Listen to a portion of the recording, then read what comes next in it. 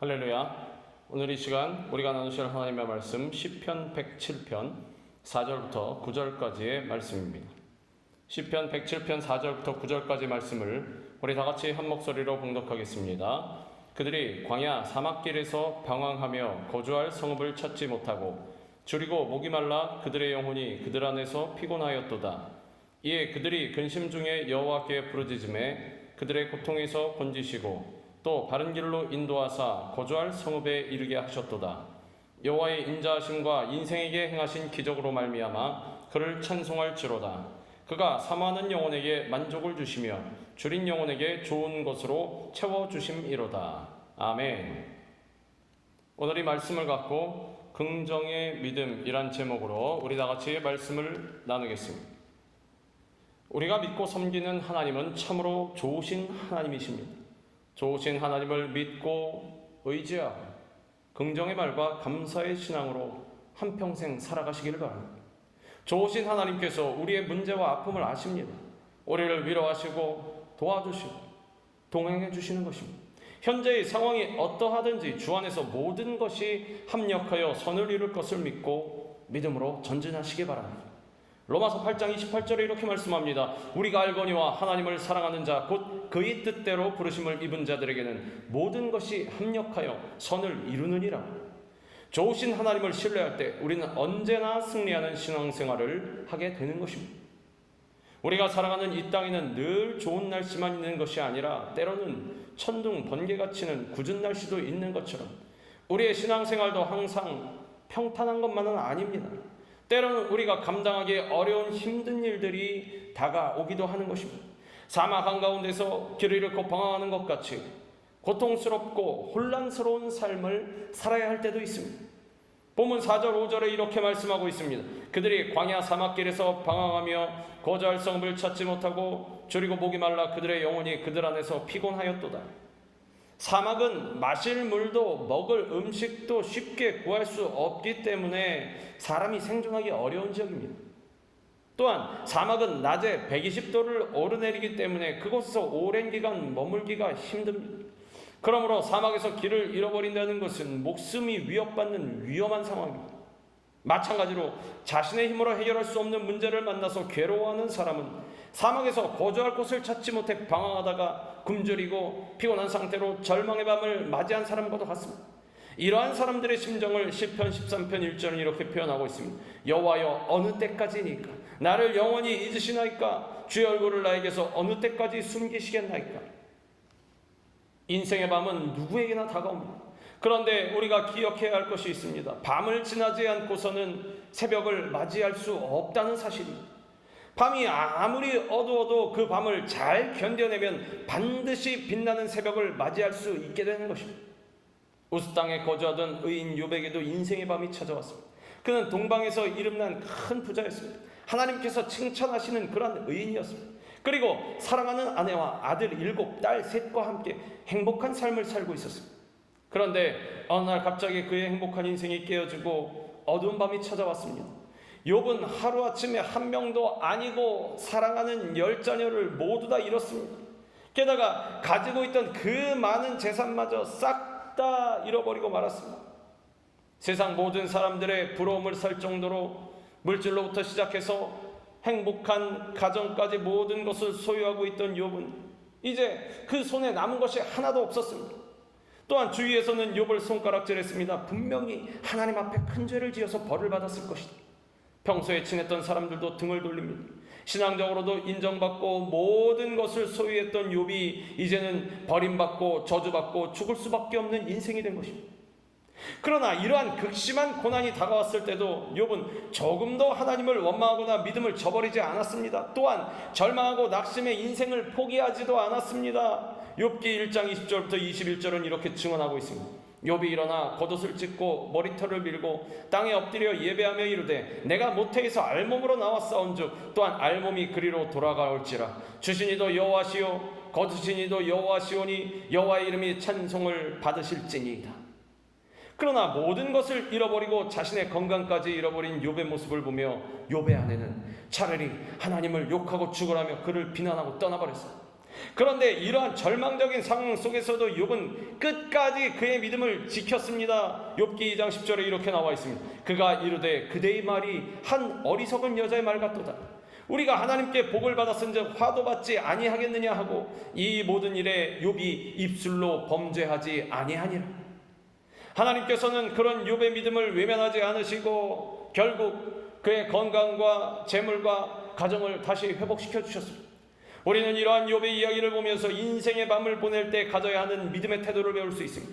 세상 사람들은 문제를 해결하기 위한 길, 인생의 해답이 있는 길을 찾아 헤매지만 이 세상에서는 절대로 그 길을 찾을 수가 없습니다. 인생의 해답은 오직 하나님께만 있는 것입니다. 원망하지 말고 불평하지 말고 긍정의 믿음으로 간절히 하나님만을 찾으시기 바랍니다. 우리는 어떻게 하든지 하나님께 나아가야 하는데 죄인인 우리들은 스스로 하나님께 나아갈 방법이 없습니다.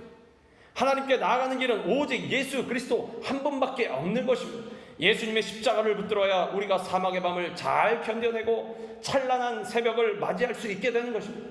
예수님은 십자가를 통해서 우리를 구원하심은 물론이요 모든 저주와 절망과 질병의 문제를 짊어지신 것입니다. 그래서 예수님은 이렇게 말씀하고 있습니다. 내가 곧 길이요 진리요 생명이니 나로 말미암지 않고는 아버지께로 올 자가 없느니라.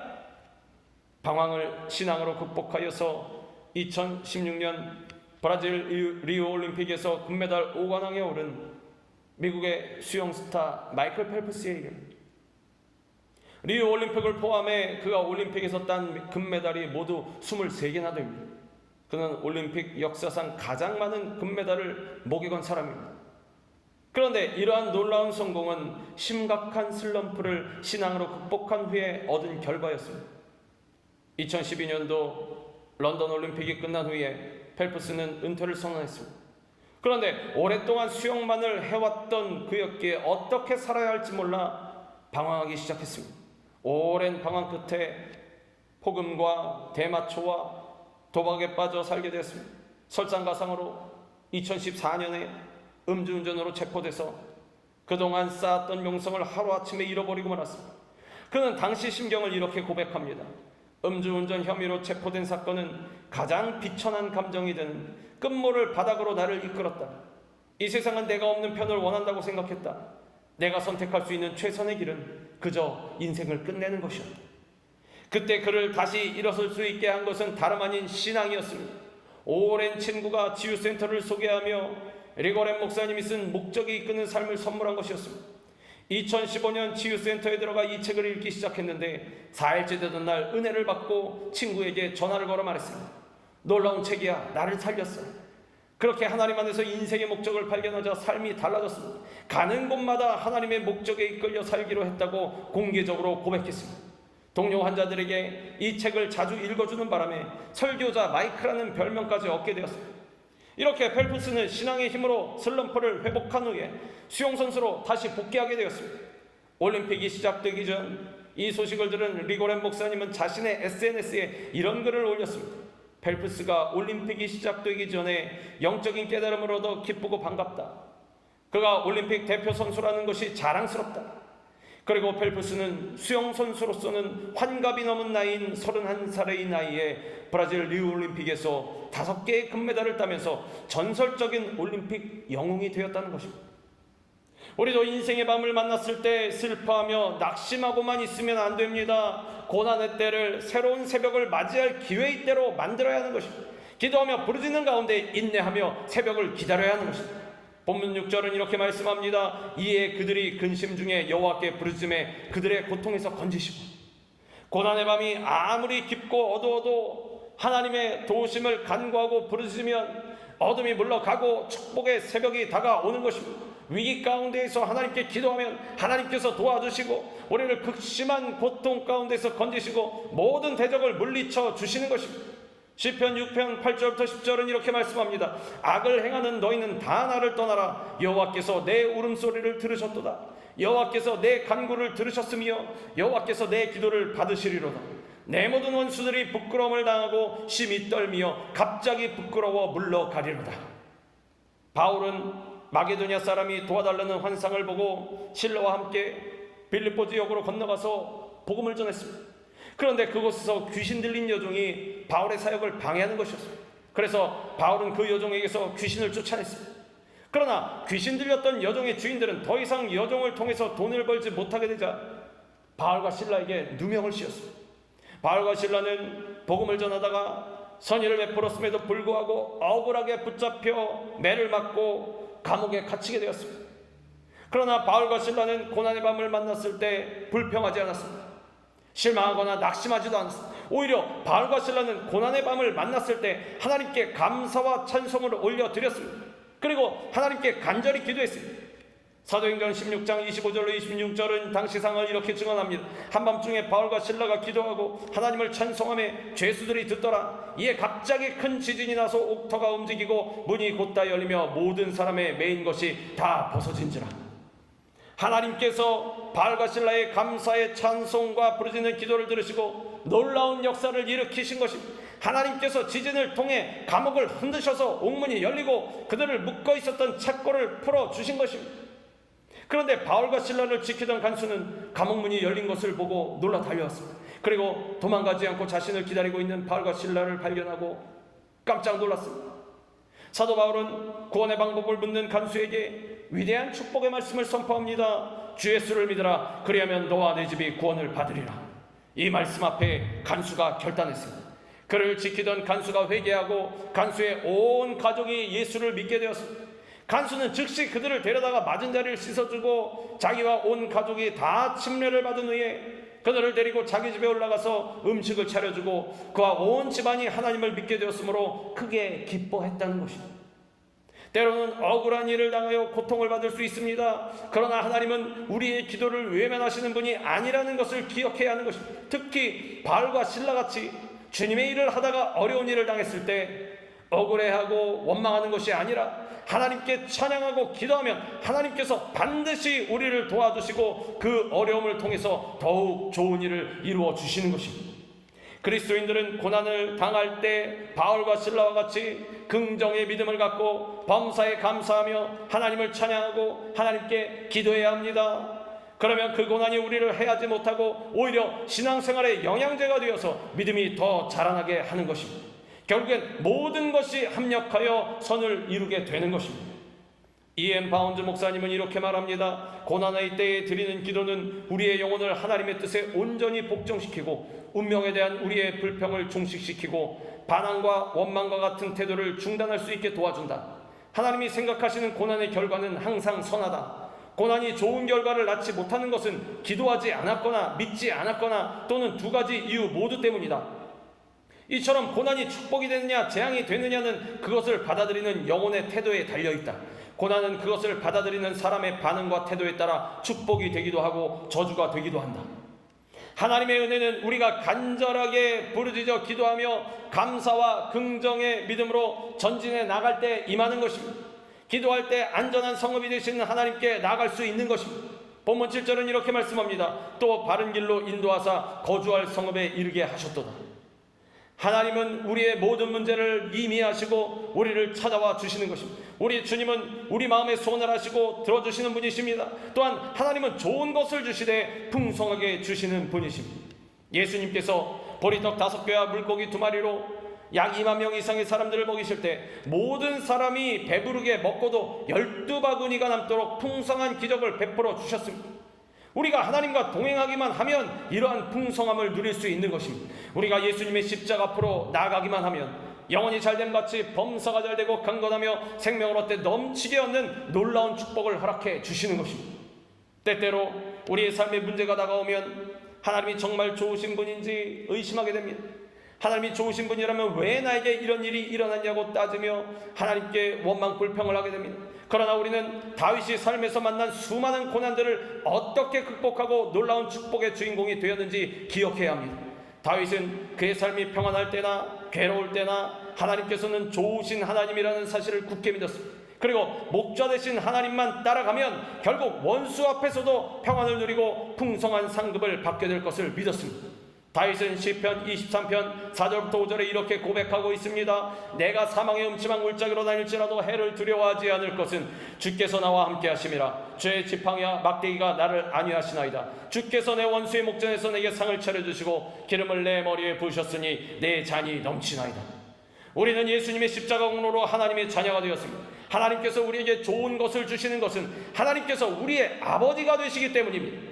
아버지 되신 하나님께서는 우리가 구할 때 좋은 것으로 채워주시는 것입니다. 마태복음 7장 11절에 예수님은 우리에게 이렇게 말씀하십니다.